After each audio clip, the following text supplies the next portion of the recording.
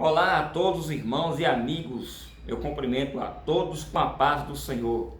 Nessa teleaula eu estarei comentando uma lição bíblica do CETEC, Vida Cristã, escrita pelo nosso grande amigo pastor Josafá Batista, que foi um dos meus influenciadores no ensino da Palavra de Deus. Ele é pastor presidente da Igreja Assembleia de Deus na cidade de Ipotirama, no estado da Bahia. O pastor Josafá Batista, ele é fundador do maior congresso da Escola Bíblica Dominical no estado da Bahia. Ele também é membro do Conselho de Educação e Cultura da CEADEB.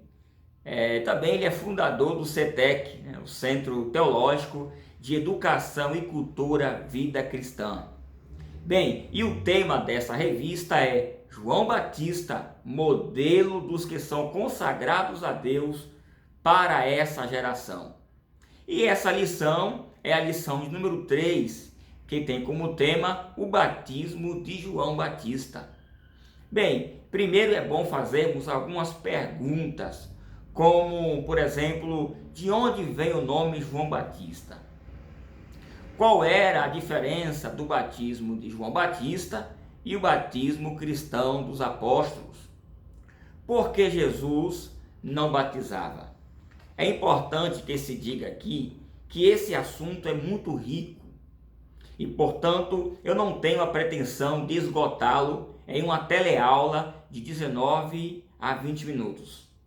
Bem, começando pelo nome João Batista, é importante lembrar que no mundo bíblico as pessoas geralmente não tinham sobrenomes. Portanto, o codinome Batista não pode ser entendido como entendemos o sobrenome das pessoas hoje em dia. O próprio anjo Gabriel, quando aparece para Zacarias, o pai de João, não o chama de João Batista. Disse a Zacarias que o nome seria apenas Johanna, ou Johan, na verdade, quer dizer João. O fato é que esse sobrenome foi cunhado por causa da prática litúrgica religiosa do ato de batizar as pessoas. Bem, já a palavra batismo é de origem grega, que vem do verbo baptizo, que quer dizer lavar. Mas qual a diferença entre batismo de João e o batismo de Jesus? Bem, primeiramente é bom lembrarmos aqui que João Batista é aquele de quem os profetas falaram. E o que foi que os profetas falaram de João Batista? Falaram o seguinte: adiante de ti mandarei o meu anjo, que há de preparar o caminho. Voz do que clama no deserto, preparai o caminho do Senhor, endireitai as suas veredas. Então João Batista era uma vitrine de Cristo. Ele apresentava Cristo ao mundo. É de João Batista a famosa expressão: eis o Cordeiro de Deus que tira o pecado do mundo. Bem, voltando aqui para o batismo de João, batismo de João é o seguinte: um indivíduo que se vê como um pecador, se reconhece como um pecador e que precisa mudar de atitude. E Jesus foi batizado por João não porque estava nessa condição, mas para servir de exemplo.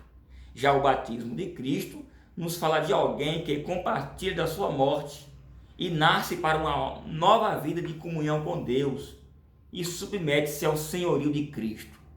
Mas sobre essa questão do batismo cristão, eu falarei um pouco mais para frente.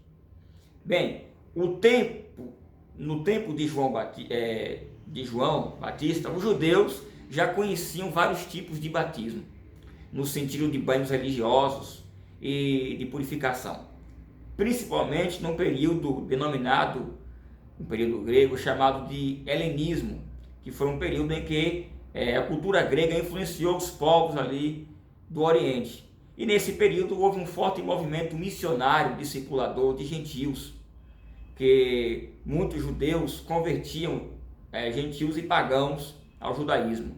Os gentios, considerados pagãos, indignos e imundos na visão judaica, precisavam, além de circuncidar-se, teriam que se batizar. Esses gentios convertidos ao judaísmo eram chamados de prosélitos. No batismo, exigia-se uma mudança radical de vida por parte do gentio convertido. Então, quando João vem propondo o batismo de judeus por causa de arrependimento de pecados para entrarem no reino dos céus, ele está sugerindo que os judeus orgulhosos por nascimento deveriam se submeter ao batismo e nivelando, portanto, os judeus na mesma condição que os pecadores pagãos. Essa era uma pregação inaudita e terrível para os judeus. Agora acrescente a isso o cenário da pregação de João. Ele pregava no deserto e não dentro de uma liturgia sofisticada.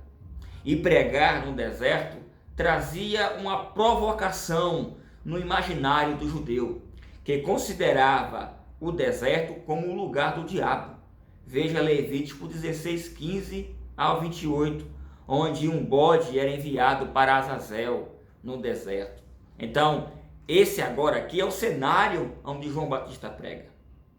A palavra arrependimento, como sendo a porta de entrada para o seu batismo, não significa pagar penitência, como dizem os romanistas.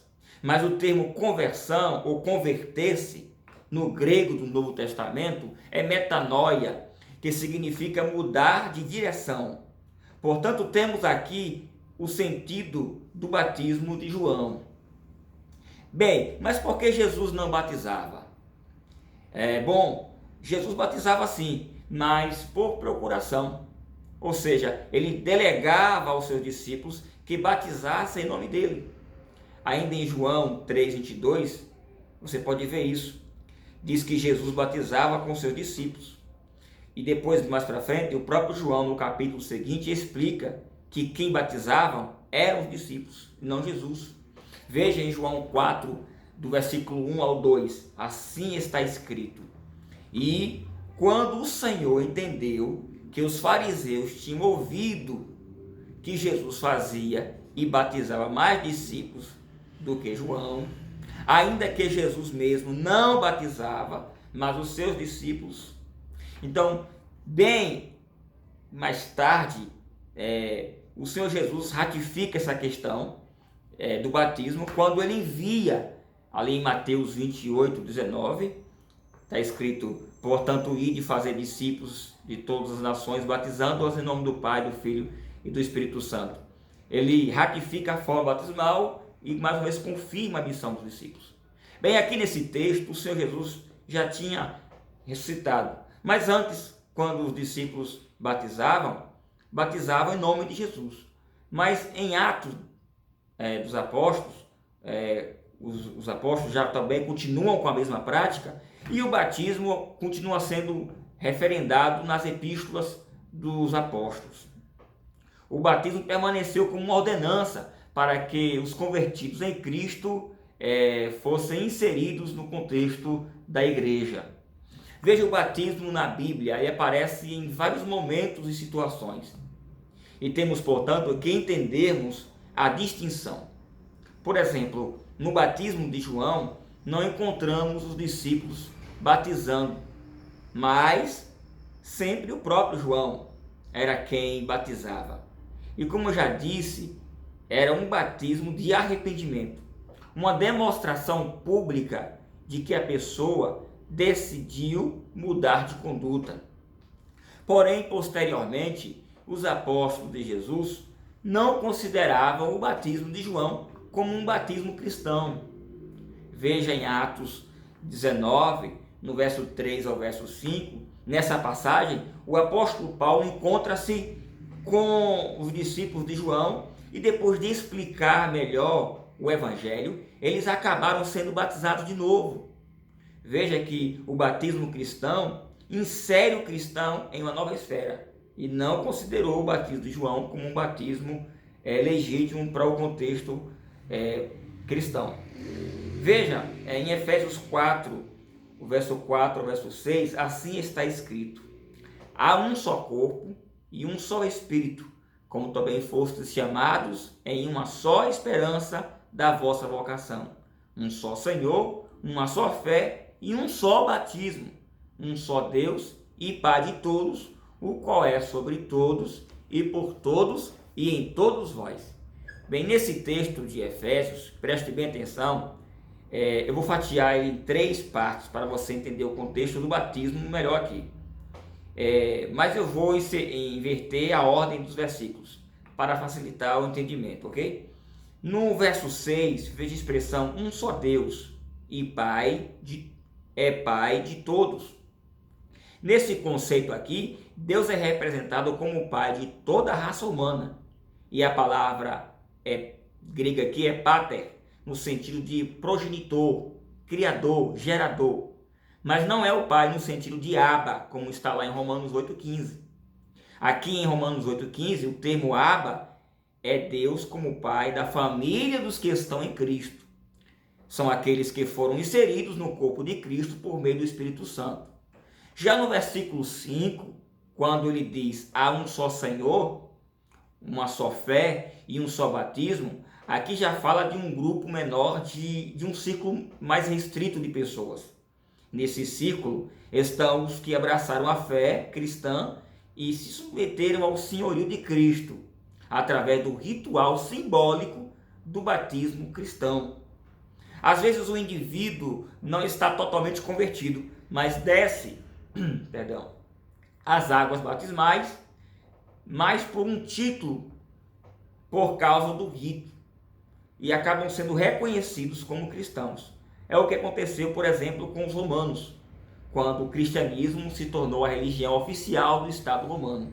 Muitos se converteram ao cristianismo e se batizaram.